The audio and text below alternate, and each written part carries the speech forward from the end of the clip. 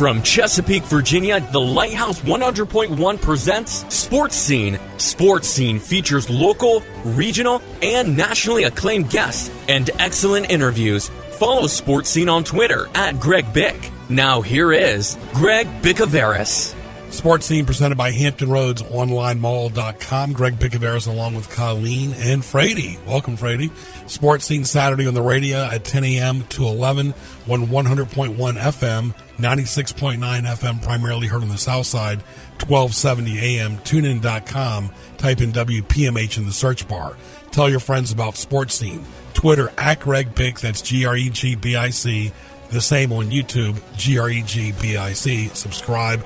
See the rest of my Twitter handles on gjbtv.com in the contact and social media section. Thank you to our military.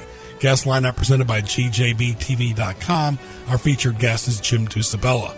Sports highlights on nnpstv.com since February of 92. That's nnpstv.com. Phone line presented by Greg Bick on YouTube. Subscribe, and you can see and hear archived audio and video. Always go to gjbtv.com 24/7 and Google WPMH. Sports Scene is a presentation of gjbtv.com and WPMH Radio. The NBA postseason, Major League Baseball, golf, tennis, a lot going on.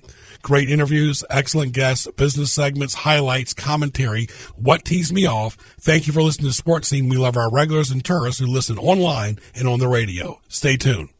Aberdeen Barn Steakhouse, your destination for prime rib in Hampton Roads since 1966. Aberdeen Barn in Virginia Beach is the preferred place for banquets, parties, meetings, and special occasions, showcasing 9 banquet rooms. Treat your family, friends, and coworkers to delicious steaks and fresh seafood at the Aberdeen Barn in Virginia Beach. Like the Aberdeen Barn on Facebook. For more, log on to aberdeenbarn.net and visit them daily at 5805 Northampton Boulevard in Virginia Beach.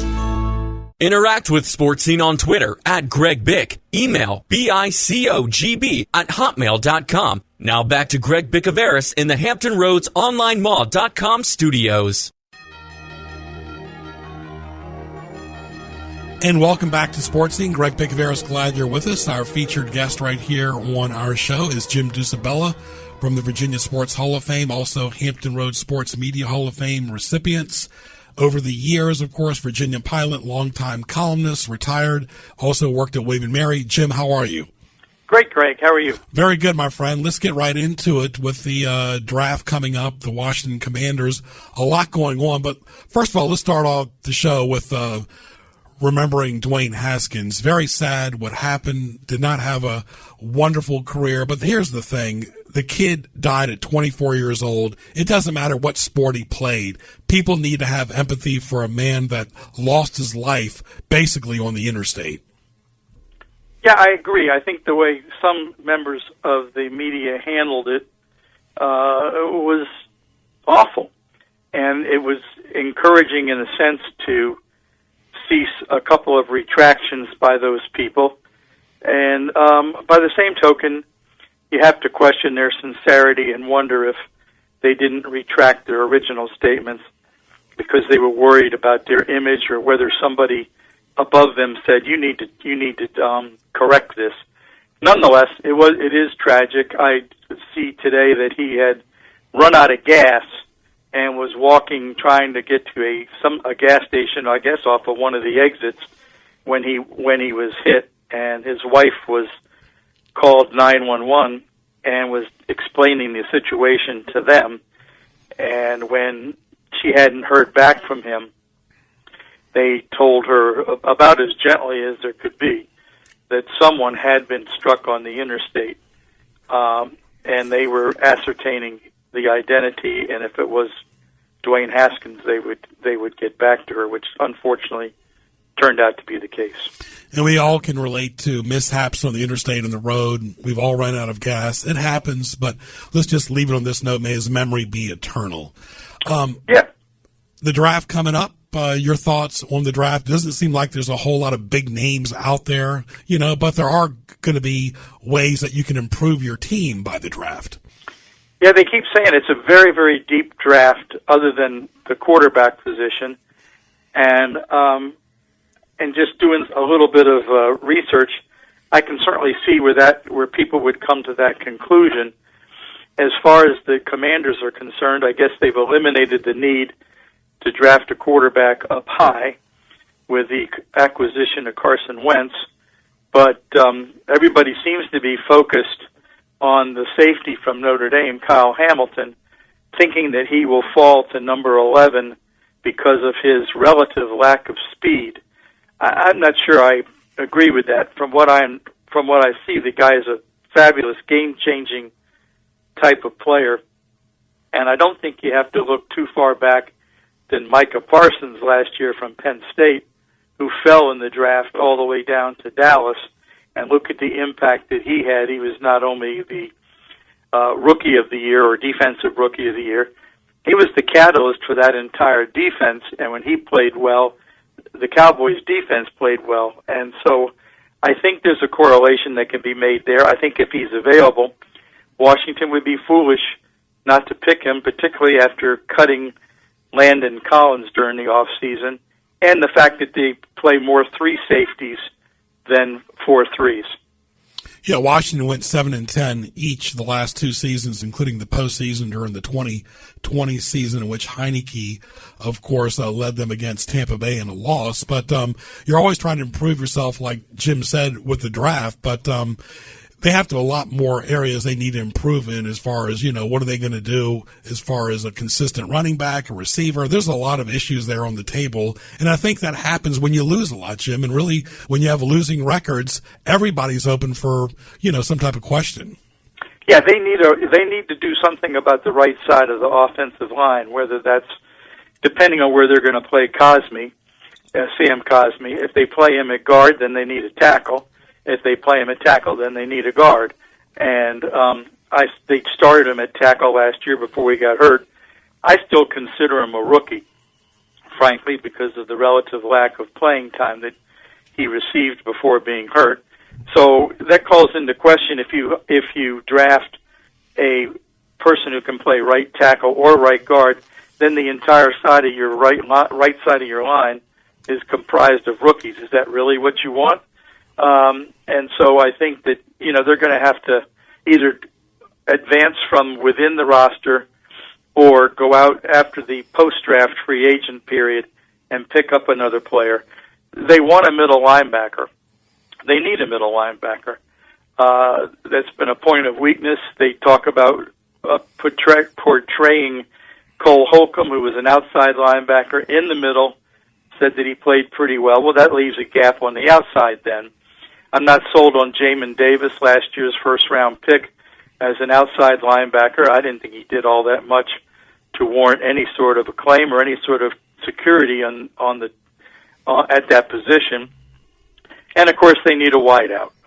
I'd like to see them get a wideout who's not the number 2 wideout, but can be maybe 1A with McLaurin.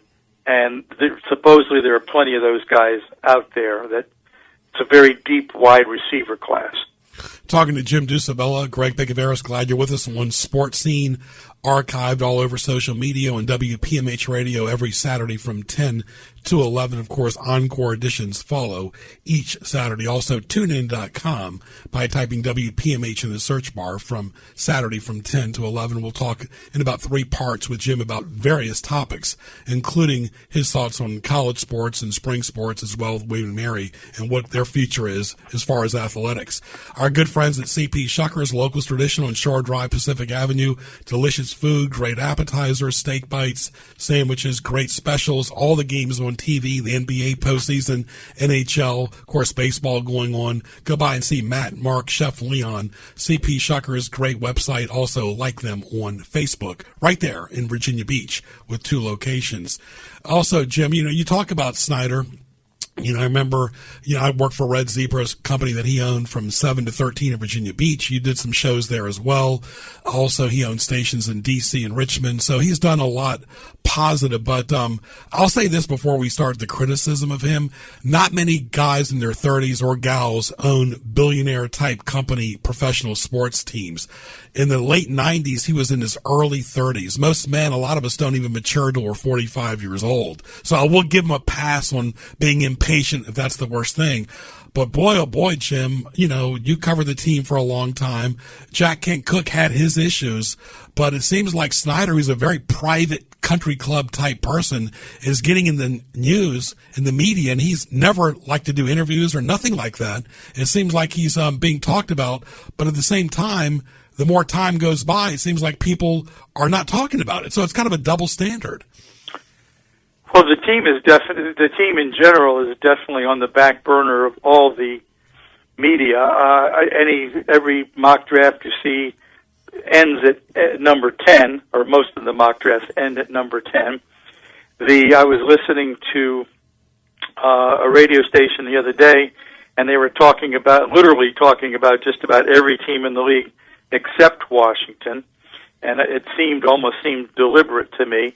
This is something that Snyder has created, whether by his impetuosity in running the team in his early days, where he fashioned himself after Jerry Jones, who at least had some football knowledge, which Snyder did not have, and made a mess of things. And then when he finally relinquished some control, they made bad choices under Bruce Allen in terms of Jay Gruden. In bringing him in, Rivera is a definite step in the right direction, but now you have all this other maelstrom of controversy between Cook and the books and the sexual harassment cases that are being investigated. You have them covering up or not, telling the NFL not to provide information to the attorneys that are investigating this thing. And frankly, it's the organization. I mean, Rivera's right. Winning will solve a lot of this. However, by the same token, they're a mess. They're an absolute mess, and I think that we're gradually getting closer and closer to the point where the league is going to insist that he sell the team. Particularly if the allegations about skimming money are correct, which is absolutely absurd for someone who's a billionaire to even think about engaging in that kind of behavior, assuming that it's true. Then you can get away with a lot of things, but don't take any money out of the other owners' pockets. They're not going to stand for that. It's an interesting case in that both sides apparently have made very convincing arguments. The fellow who's bringing the allegations has apparently all kinds of emails and paperwork and all that sort of thing that buttress his case. And by the same token, the Redskins /WFT /Commanders have plenty of evidence that the guy bringing the allegations is not the most reputable person in the world. And it's going to come down to whoever a judge believes. And that's going to be a fascinating decision that could have very far-reaching effects for Snyder and for the franchise. That's Jim Ducibella. We're going to take a short break. Greg Bicouvaris, Sports Scene, at Greg Bick on YouTube. We'll be back after these messages. Hi, this is Greg Bicouvaris. Join me each Saturday at 10 a.m. for Sports Scene right here on WPMH Radio, 100.1 FM, 1270 AM, 96.9 FM, and tunein.com by typing WPMH in the search bar. We interview local, regional, and national guests. At Greg Bick on Twitter, at Greg Bick on YouTube. Sports Scene, Saturday at 10 a.m. right here on WPMH. We'll talk to you soon. You are listening to Sports Scene with Greg Bicouvaris. Now, back to Greg. All right, back here with Jim Ducibella, Greg Bicouvaris for Sports Scene every Saturday from 10 to 11. Glad you're with us right here. Jim, I got to ask you this question. Are you surprised that Tom Brady came back? Because one of these days, it won't be April Fool's, or it won't be trick or treat. He really will retire, but obviously he's not ready to retire yet. Obviously his coach did retire from the coaching field. Well, I was surprised that he came back because I didn't know what he had left to accomplish. But of course, players of that caliber and of that mentality who have accomplished and achieved so much seem to always want more. And I think that in Brady's mind, he was thinking, well, first of all, I can still play. And if I can still play and I enjoy playing, and this team is good enough that we could get another Super Bowl, then I'm going to take advantage of it until I absolutely can't do it. I think the possibly unfortunate part is that it may take an injury of some sort to drive him from the game, much like it did with Joe Theismann, who tried to come back after that leg injury and couldn't do it. But he was convinced that he could still play at his age and at his level. Brady's a whole different cat. But I do think that it seems to me at this point it's going to take something dramatic to get him out of the game. Absolutely. Talking to Jim Ducibella, and you see a lot of older players playing because there's more great medicine, there's great conditioning, diet, exercise, but really, Jim, it's that before and after. It's a grind. It's not just the 17 games, which, when you first started covering the NFL was 14 games. Then they moved to 16. Now it's 17. That's a lot of games to be played. 3 preseason games, postseason, before and after conditioning. That's a lot on the mind and body. Well, it is a full-time job now, and anybody that tells you differently really doesn't know what they're talking about for all the reasons that you just mentioned. Off-season conditioning. Dwayne Haskins is a perfect example. He's down in Florida running practices with wide receivers, in March and April. And and that's and it's happening all over the country with people. Taylor Heineke went to California to meet with I guess you'd call him a quarterback guru, a guy who works with a lot of different NFL quarterbacks to improve their games, the physical nature of their game, and then also the way they look at the game, break the game down, something that Heineke's pretty good at right now, frankly. But yeah, if you're not working constantly the entire off season, you're falling behind, because it's, first of all, maybe the most competitive sports league that we know, and secondly, they don't have any problem replacing you if you show that you can't do it. That's a good transition to Heineke. Of course, he was the starter in 2021. He played in the postseason game against Tampa Bay the year before. Went to Old Dominion, of course, a solid quarterback. Maybe doesn't have the arm strength, but he was still 7-10 last year, exactly what they were the year before as well. What's his future? Wentz is injury prone. I really thought it was kind of unfair for the Colts to get rid of Wentz after 1 year. He had a very good statistical year with the Colts. He played under his coach Reich and everything, but now, fast forward, he's with the Commanders. He'll be going up against the Eagles twice, but the bottom line is he's been injury prone. Well, it seems to me, at least on the surface, looking from the outside, that the decision to get rid of Carson Wentz was made by somebody above the coach and somebody above the general manager. I think the owner wanted him gone, and when the owner tells you to do something, if you're smart, you'll do it, whether you have to bite your tongue or not. I think that Wentz is, I hear people saying he can still be a top 10, top 15 quarterback. That is such an improvement over where they've been for God only knows how many years, that I think he can be successful in Washington. Yes, he is injury prone, takes us back to the draft and building the offensive line.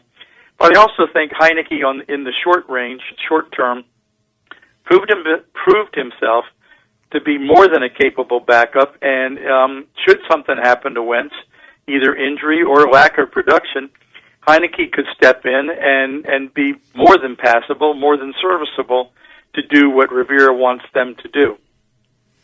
Absolutely. And, of course, that's always going to be the case. Rivera did lead Carolina to the postseason, Cam Newton and so forth, but he doesn't have a Cam Newton, and we'll see what he does with Wentz. And Wentz is still young. I mean, everybody's still young, Jim, compared to Tom Brady.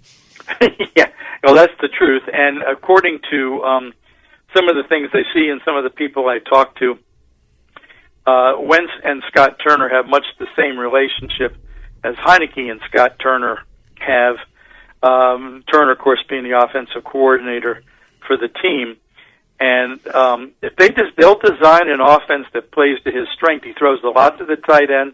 He throws a lot of backs out of the backfield. He has the type of arm that can fit the ball into tight spots. In fact, that's not only a positive, but that can be a negative because he may rely on his arm too much, and that's a habit that they're going to have to try and break him of. But I think to me, given what they've had in the past, I think he's a good, solid addition to the team, and as long as he's healthy, solves one of their major problems, maybe the major problem they've had for, I don't know, since Kirk Cousins. Right. Jim, let's switch gears a little bit. The USFL came about again, and let me just give you my opinions. I think it's admirable that Fox wanted to do this as far as TV programming, but let's be honest, it's just TV programming is what it is. When you see nobody in the stands, now look, I can't fault it because they're playing in one city. It's almost like, you can't compare it to an NFL team, because I guarantee you if the Cowboys came here or the Colts came here or the Giants came here, they would be filled up. But it's just not going to work in a random USFL city. And it looks horrible on TV when there's nobody there. I said earlier that it looks like there's more people at a Wawa than the USFL game. Well, I have to admit, I never thought that America would be tired of football in any nature. But I think we've hit the point, particularly with the USFL, that we're just over it. We're tired of football. Like you said, it's an amazingly long season. I don't see I think it'll be a lot like the old USFL, in that several players will be deemed good enough to move up and play in the NFL. Whether they'll be stars like Gary Clark was or Kelvin Bryant, who knows? But I do think there'll be some talent drain, but I can't see this league making it. Frankly, I didn't watch the game the other night. I had absolutely no interest in it, and I have very little interest in even reading about it. I don't see right now. I don't see any compelling stories. And I don't think other people do either. Yeah, don't force it down our throats. I'm a seasonal guy. I like football during football season, basketball during basketball, in moderation, of course, baseball, whatever, golf, tennis, as well, the Masters, U.S. Open. But to have another league to play football, and shame on ESPN, Jim, because all they talk about is the NFL year-round. There's the NFL Network for that reason. Don't get me wrong. I love the NFL, but let it breathe. Let it process. We got the draft, but every single day they were talking about where is Aaron Rodgers going to go to. Aaron Rodgers could care less where ESPN thinks he's going to go or anybody else. I think it's easy. It's an easy topic of conversation, sure. The NFL, and because so many people are interested. And I agree. I think it's a sign of laziness on the part of some producers that this is the kind of material. Well, we'll just talk about the NFL. We'll just talk about this. We'll just talk about Brady. We'll just talk about the Cowboys. That'll always get people. That always gets people's interest. And I think that, with the exception of some people like Tim Kirchin on baseball, and I don't know who does hockey for them. I don't know who does pro basketball, frankly, for ESPN. I think it's they're lacking in their content, in the variety of their content, I should say. They got plenty to fill up between films and movies and other things. They got lots of time to fill. I'm just not sure that everything they do doesn't appeal to me. Yeah, they just did a documentary on Joe Paterno, who coached up until 2011, but nothing was new. We already knew all this stuff. Exactly. It was the same regurgitation because they got to fill programming, or like my niece says, they got to create their own content. And, obviously a network like that's been around since 79. I've gotten paychecks from them, so I can't totally be negative, but it just seems like they're still having issues filling voids of content and putting on shows and stuff that really nobody's really interested in, but it is what it is. If my memory serves correctly, there was a time when I think they went off the air at like 2 o'clock in the morning and then came back with the early morning show. And I'm not saying that they shouldn't do that again. In fact, I don't think that would be the worst thing in the world that could happen to them. But that would be conceding defeat of a sort, and we all know that people are loath to do that. No, because CNN's 24 hours a day, Fox News Channel, the Weather Channel. So they've got West Coast bureaus that can do Sports Center. All right, we're going to take one more break, come back with the final segment with Jim Ducibella after these messages. Aberdeen Barn Steakhouse, your destination for prime rib in Hampton Roads since 1966. Aberdeen Barn in Virginia Beach is the preferred place for banquets, parties, meetings, and special occasions, showcasing 9 banquet rooms. Treat your family, friends, and coworkers to delicious steaks and fresh seafood at the Aberdeen Barn in Virginia Beach. Like the Aberdeen Barn on Facebook. For more, log on to aberdeenbarn.net and visit them daily at 5805 Northampton Boulevard in Virginia Beach. Catch up on archived editions of Sports Scene by going to gjbtv.com and clicking the YouTube image on the homepage. Now back to Sports Scene with Greg Bicouvaris. Back on Sports Scene, Greg Bicouvaris at Greg Bick on Twitter and YouTube. Jim, any social media you want to plug? I know you're not active on Twitter, but you're on Facebook. Just Facebook. I'm on. I gave up on Twitter and Instagram and TikTok and all those things. Well, I never got into TikTok, period. But I'm on Facebook, and it's under my own name, and that's about as much as I'm capable of doing. Frankly, yeah. I'm sort of social media ignorant. It's too much. I mean, 3 words I love. Less is more, in my opinion. Yeah. You know, I agree. You know, it's just too much. After a while, you get burned out. I mean, how about just enjoying a nice restaurant, going for a walk in the neighborhood? I want to ask you this, Jim, too, from a media standpoint, switching topics totally. But of course, you were covering Washington in the early '80s. The unfortunate incident with John Hinckley shooting Ronald Reagan. Nobody got killed, but Hinckley, of course, well documented, living in Williamsburg. I mean, he was living in Kings Mill. Did you ever run into him?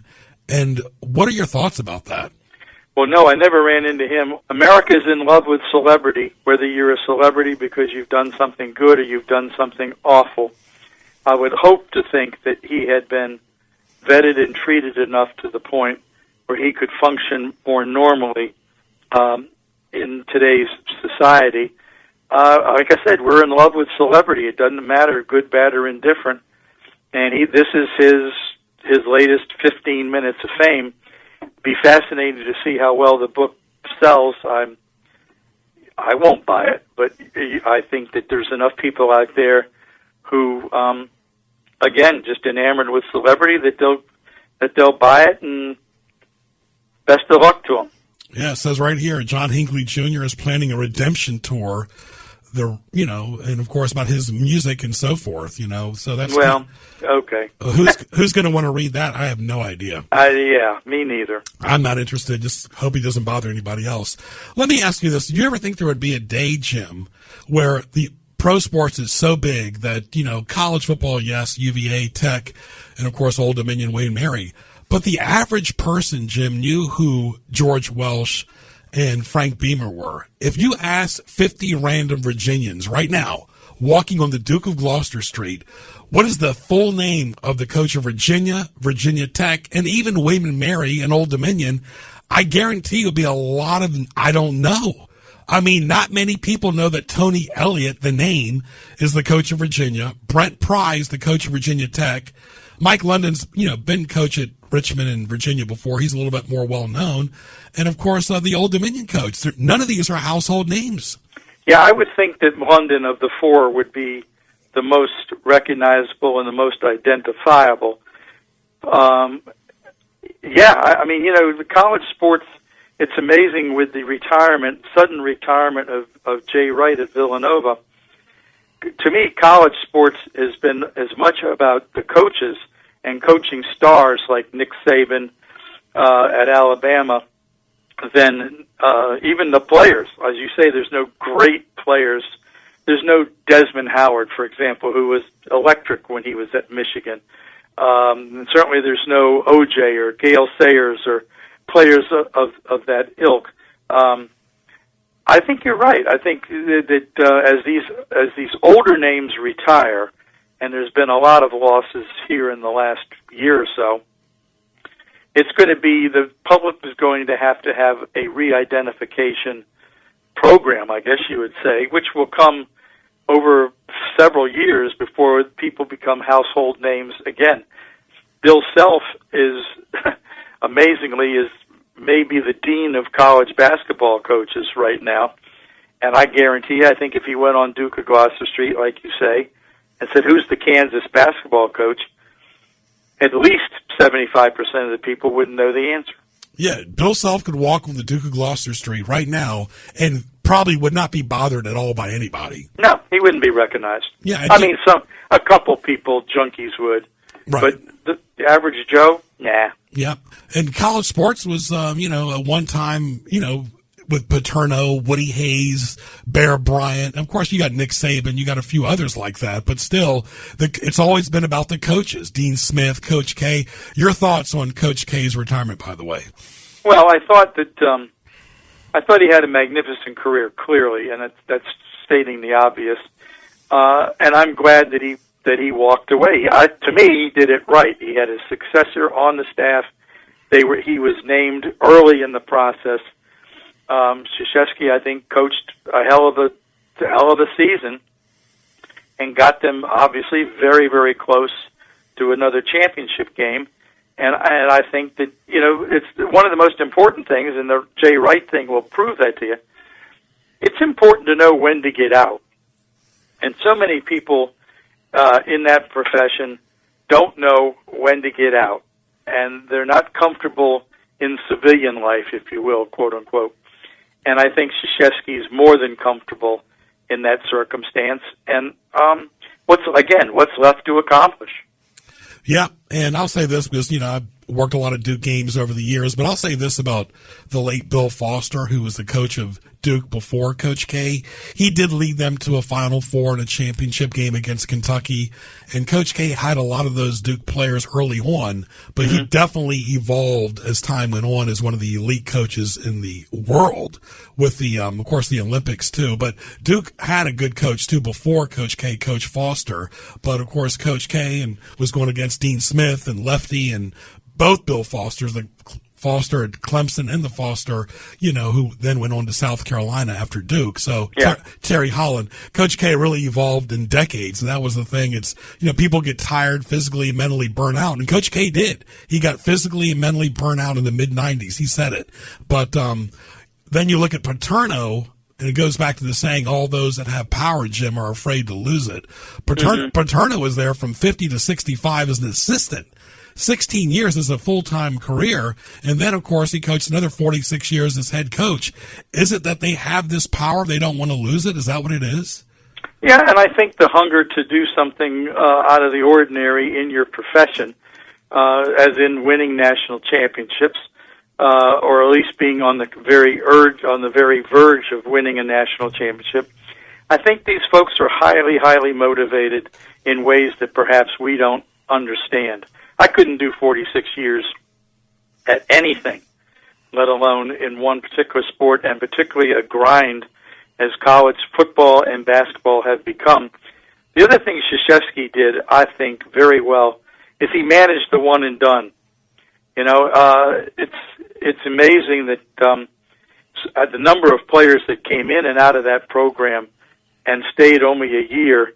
And yet the quality, it's hard to put together a basketball team year after year that has chemistry, talent. Yes, talent is, if you're a Duke, is easier to find, but that has chemistry, that likes each other, that supplants ego, all of those things. And he did it beautifully year after year after year by taking advantage of the one and done, and received very little, if any, criticism for it, even though you're at an academically powerful school like Duke. I think they understood that athletics and college basketball at Duke was an entirely separate entity from the academic side of the university, and they weren't going to make one side live up to the expectations of the other. Yeah, coach, 42 years at Duke, then he was the coach at Army as well. Final thoughts, Jim, what is the state of Wade Mary right now? They did all these coaching replacements several years ago. It really has not worked out in basketball at all. Football, they've done okay. I'm just going to use the word okay. But it just seemed like a lot of these coaching changes, and they were losing sports. Sports are coming back. I mean, I know you were friends with the female that was the AD there. Was it all her fault? What happened there for Wade Mary? It seemed like it was a disconnect for a while.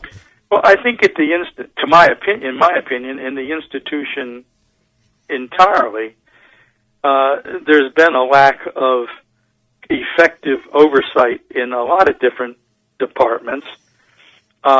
there's some campus unrest about the amount of money that the president is making, and combined with the fact that they did not renew the contracts of a great many non-tenured professors, yet gave the president a $60,000 raise or something like that. I think that, no, I don't think it's all Samantha Hughey's problem. I think that, like I said, I think there was some lack of institutional control, and sometimes you just make bad choices. I mean, Ed Swanson, when I was at his press conference when they introduced him as the new women's basketball coach, and I thought, this guy can't miss. He's come from an academic strong school. He knows how to recruit this type of player. He's won there, and I was stunned how he never was able to get them back into a real competitive situation. And now they're hurt, of course, as many colleges are, by the new transfer rule. I don't know how many guys they've lost, whether it's 6, 7, something like that. And they've gotten 2 just in the last few days, transfers in. So it does work both ways. But, again, it's very hard to put together a basketball team with complete strangers. And you don't have that much time to do it before the season begins. And you're playing 30, 32 games. It's tough, and it takes a very unique individual to be able to do it effectively. I think it's too early to rule Dane out as a bad coaching hire. He should get 3, 4, 5 years to build a program, and if he can't do it in that time, then sure, you got to look in a different direction. I don't know that most schools have that kind of patience anymore, but I do believe that William & Mary probably does. Yep. Jim, all the best to your health and happiness to you and your wife, and thank you again for being on our show and your time and your talent and your treasure.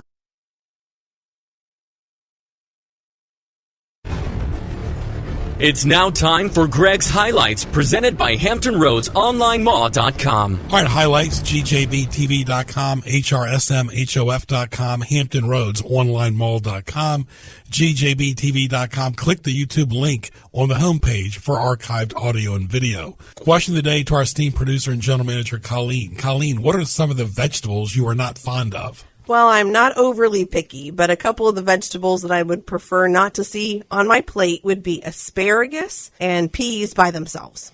Definitely for me, Brussels sprouts, any type of cauliflower, and red or green peppers. Please just go away. I never want to see you again. Very interesting. You got it. All right, stay tuned.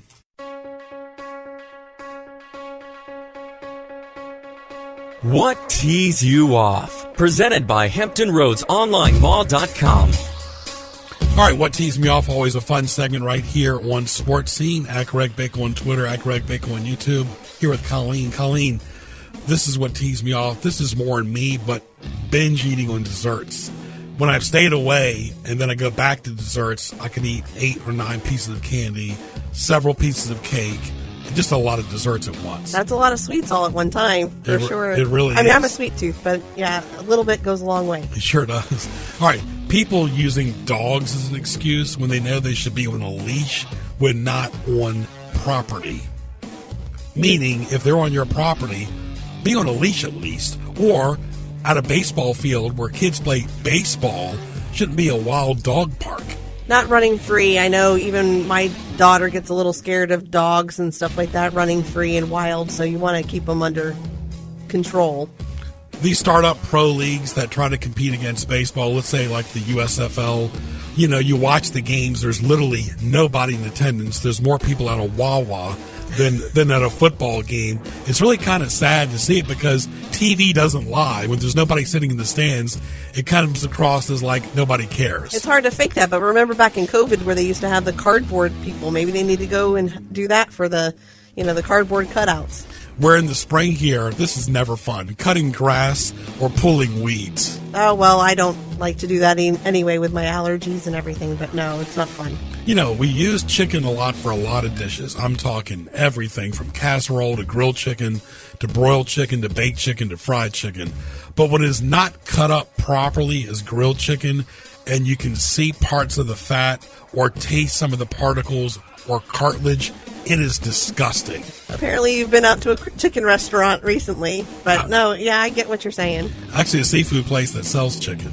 All right, restaurants who charge a lot for pizza. I mean, let's say it's pizza, for goodness sake. Well, now you can get your own from those frozen, things, and they're just as good, pretty much. I did that recently. We had a $5 pizza, and it was great. Yeah, we're seeing a lot of this going on, too, Colleen.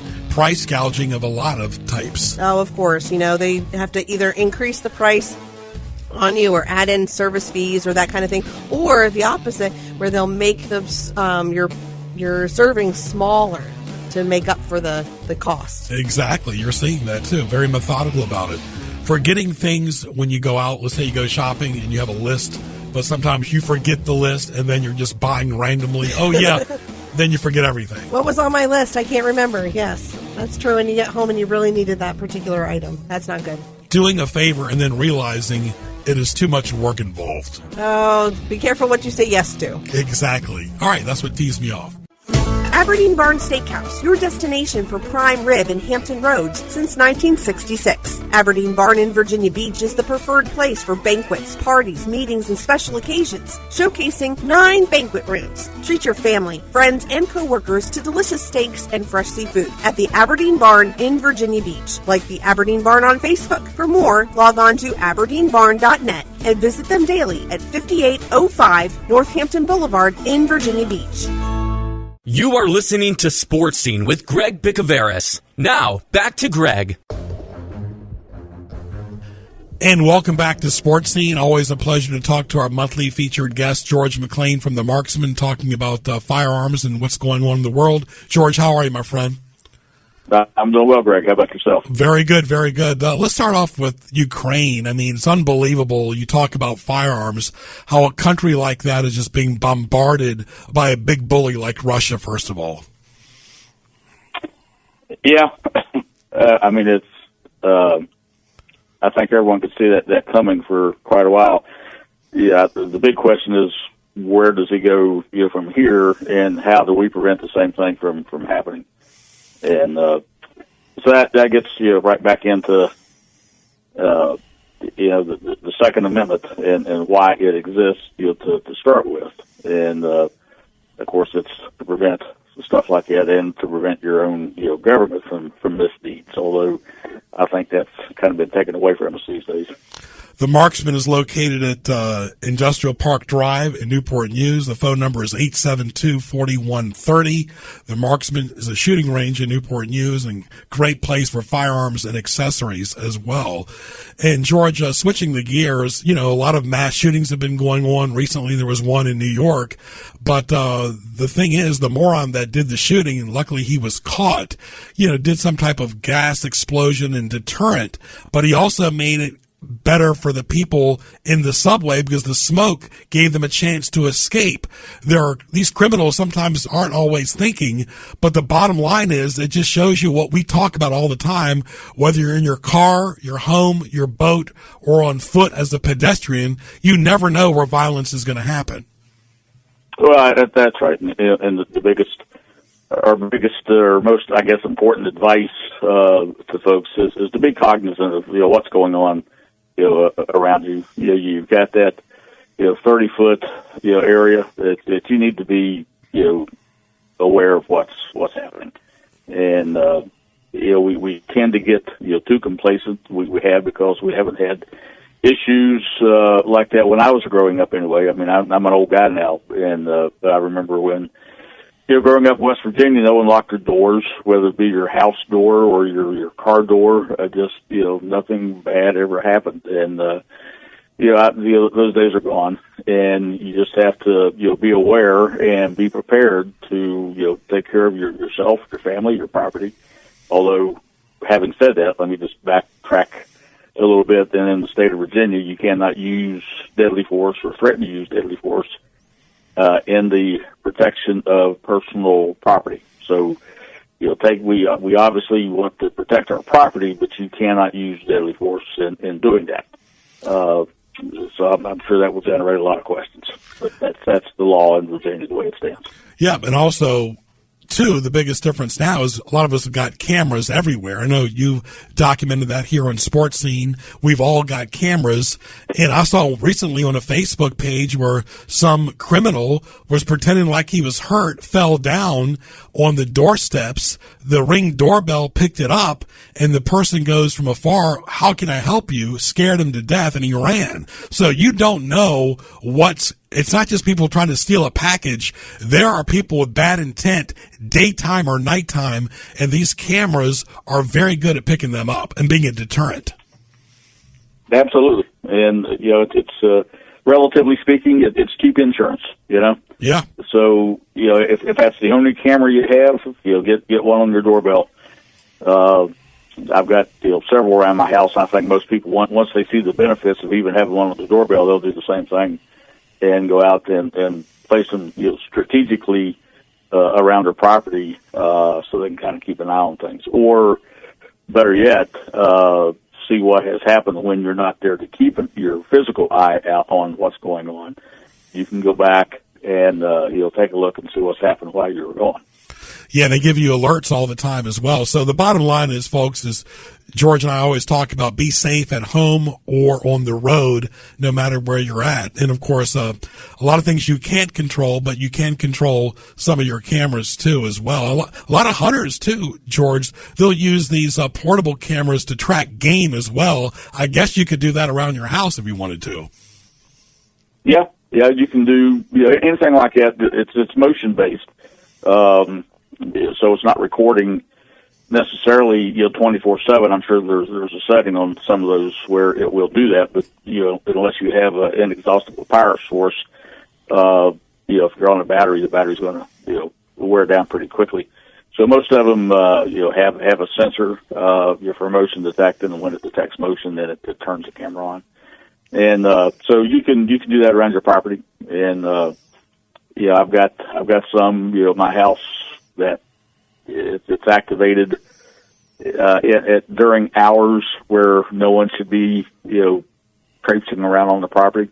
So it sets some alarms off and wakes me up if I'm asleep and prompts me to check a certain camera. And so it's you have to kind of sit down and get a mental plan of how you want to be notified and under what circumstances, and then the technology's there. You can make it happen.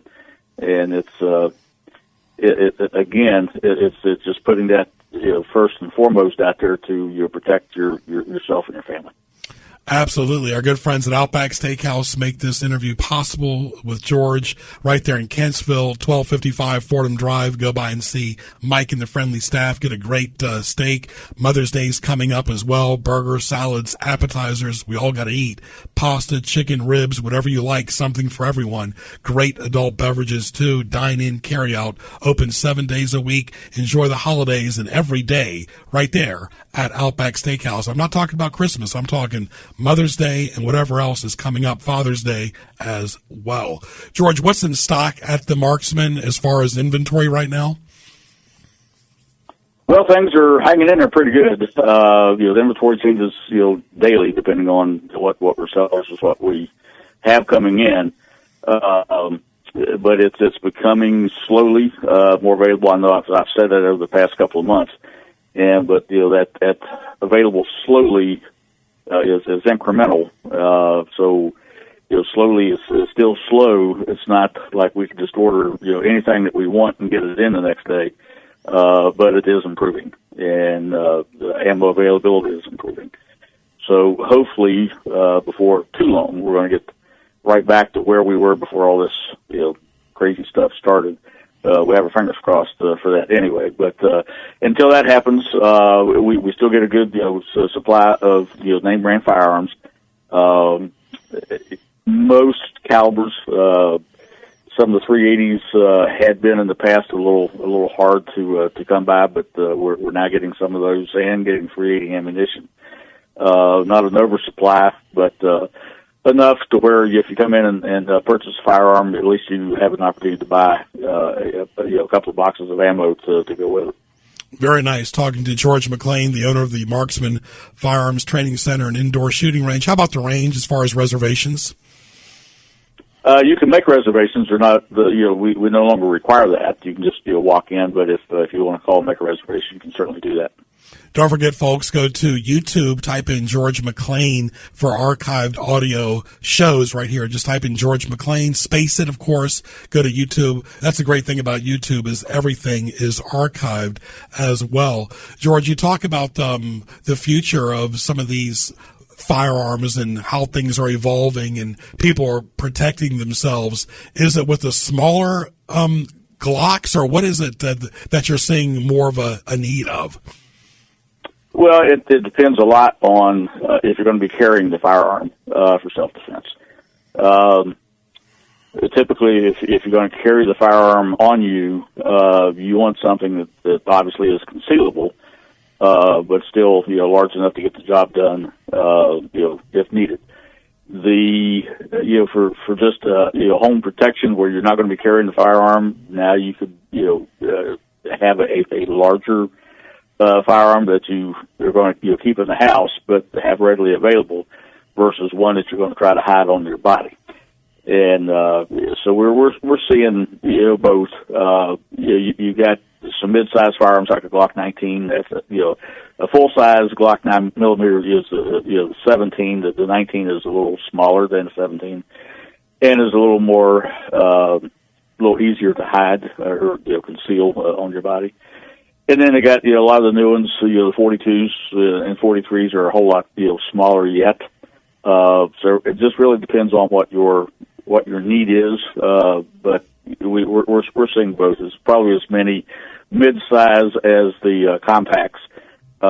We don't see a lot of the full size. That would be a lot of the police departments will carry like a Glock 19, which is a full size service firearm. And those are quite large, difficult to conceal on your body. I wouldn't recommend that for anybody, to carry and conceal to get one that large. But you could certainly have one in the house. And the bigger the gun, typically the easier it is to get your hands on it and, control it, just because of the weight. So, the recoil, the kickback is not as drastic as some of the small ones. But again, depending on the caliber, that may not even be an issue for you. Very good. Talking to George McClain, the owner of the Marksman, at Greg Bacon on Twitter, at Greg Bacon on YouTube. Glad you're with us. And George, you guys are very well connected on your website and your Facebook page for updates. Yeah, we try to maintain the current updates on the Facebook page, because we can do that on the fly. Where the website takes a little more effort. We've got to take it down and then make a change and then put it back up. And then if a change is no longer effective, hours later or a day later, it kind of gets into be a big deal if you don't have resources dedicated to do that on a regular basis. But with the Facebook page, our managers can take care of that on the fly almost immediately as things happen. So that's probably if you want up to date what's happening, the Facebook would be the way to go. Military Mondays and First Responder Fridays still going pretty strong? Yep, they're still going. People taking advantage of it. Recommend for all of you that qualify as a first responder and our military guys who come in and get the benefits. That's what it's there for. Yeah, you can always do training right there at the Marksman. Always good to get refresher courses. Tell your friends about that great facility in Newport News, convenient to Yorktown, and so many great places on the peninsula, Williamsburg, Pocosin, Hampton, everywhere, the Marksman. And leave us with the parting shot, George. The weather's starting to get warmer, and people are out more during the day. Well, yeah, and safety still stays at the top of the list. And although now it's getting hot, we're wearing fewer pieces of clothing typically, so it may be a little more difficult to carry that concealed firearm concealed.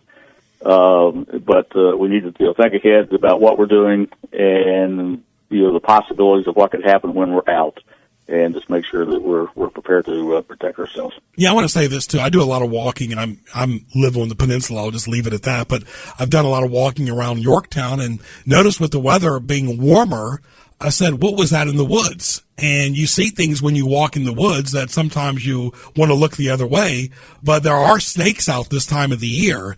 And when you come across a snake, George, let's say you're armed or not armed, most of them are harmless, but you also read that a black snake can kill a rattlesnake. That makes you feel like, wow, these things that seem harmless can be lethal too. I mean, what do you do when you come across a wild animal like that? Turn around and go the other way. Yeah. You just, if it's something that makes you uncomfortable, don't press on, that direction. You just, turn around, do a 180 and, distance yourself from that particular situation, whatever it is. I don't recommend that people pull their guns out and start shooting, whether it's wild animals or snakes or anything else. That's a dangerous thing to do. You don't know, what's in the ground, under the ground. You could, fire off a shot. And if you don't have a legal justification to do it, you're breaking the law. Second, from the safety standpoint, you may be creating a ricochet hazard to where that bullet's going to bounce off of something that's in the ground, a rock or whatever, that you can't see. You don't know whether it's there or not. And it takes off, and you don't know where it's going to be coming back down, whether that's going to hurt somebody. So, common sense plays a big role here. If you're getting into something, you see something that's making you uncomfortable, just go back from where you came. Don't press on in an uncomfortable situation. Just turn and go away from it. In my case, I jogged and ran away from the snake. But George, all the best to you and your team. Give us your update on your hours. Well, we're still doing the 10 to 7 pretty much most nights, and Sunday we're still haven't opened back up fully, except for our concealed classes. Those are scheduled with individual students, so they know when they're going to be. When we get, hopefully, when we get everything to where inventory gets back to the level we want, we're going to go back to our full schedule, being open 7 days a week. So that's still something to look forward to. We're not there yet. I want to thank our guests today, Jim Ducibella and George McClain, our producer Colleen as well. I'm Greg Bicouvaris, at Greg Bick on Twitter, at Greg Bick on YouTube. Thank you for listening to Sports Scene. We'll talk to you soon. Hi, this is Greg Bicouvaris. Join me each Saturday at 10 a.m. for Sports Scene right here on WPMH Radio, 100.1 FM, 1270 AM, 96.9 FM, and tunein.com by typing WPMH in the search bar. We interview local, regional, and national guests. At Greg Bick on Twitter, at Greg Bick on YouTube. Sports Scene, Saturday at 10 a.m. right here on WPMH. We'll talk to you soon. Aberdeen Barn Steakhouse, your destination for prime rib in Hampton Roads since 1966. Aberdeen Barn in Virginia Beach is the preferred place for banquets, parties, meetings, and special occasions, showcasing 9 banquet rooms. Treat your family, friends, and co-workers to delicious steaks and fresh seafood at the Aberdeen Barn in Virginia Beach. Like the Aberdeen Barn on Facebook. For more, log on to aberdeenbarn.net and visit them daily at 5805 Northampton Boulevard in Virginia Beach. Here's important new information from the Diabetes Solution Center for you, a family member, or a loved one suffering with diabetes. If you have lost your provider, or if you need a provider for diabetic supplies, you may qualify to receive your diabetic testing supplies now with little or no out-of-pocket cost, regardless of your age. All you need is Medicare or private insurance to be potentially eligible. Call the Diabetes Solution Center right now for details. Just takes a couple of minutes. Our friendly, knowledgeable agents will give you free, no-obligation information, handle all the insurance paperwork, and make sure your supplies are delivered directly to your door for free. Call U.S. Medical Supply 24 hours a day. 800-520-8629. 800-520-8629. 800-520-8629. Call right now. 800-520-8629.